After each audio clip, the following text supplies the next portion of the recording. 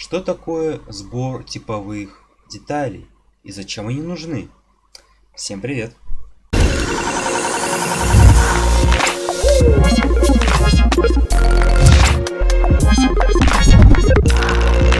Итак, значит, перейдем к основной части данного видео.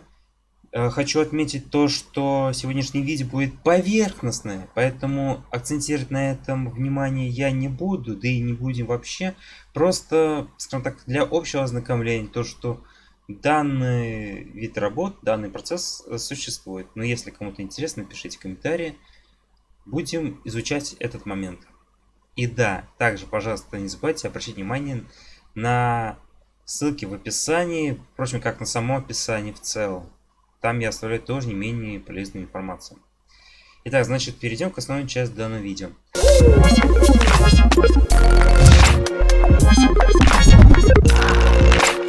Значит, сборка типовых соединений осуществляется на специальных постах поточной линии.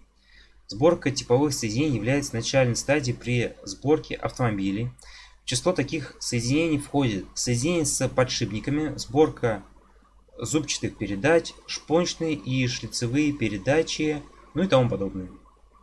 Сборка подшипника с валом и корпусом зависит от условий нагруженности подшипника с целью равномерного износа его обоймы, что, собственно, вы можете видеть на данном изображении.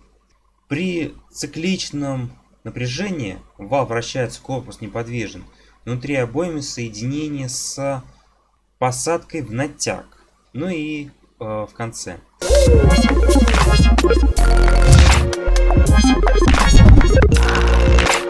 Внешняя обойма при помощи переходной посадки. Переходная посадка обеспечивает центровку наружной в отверстие корпуса и его проворачивание с целью обеспечения равномерного износа беговой дорожки. В автомобиль такая схема посадки присутствует при сборке передач, электродвигателей и дополнительного оборудования. При местной нагруженности вал неподвижен, а корпус вращается.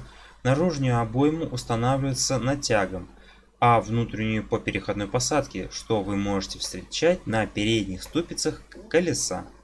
На этом все, что я хотел вам сказать. Также напомню, не забывайте подписываться на канал, бейте в колокольчик, пишите комментарии, ставьте лайки.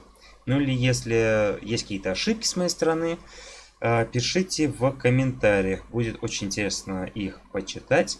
Предлагайте свою тему или какие-то у вас есть вопросы. Давайте разберем. Мне тоже это будет интересно.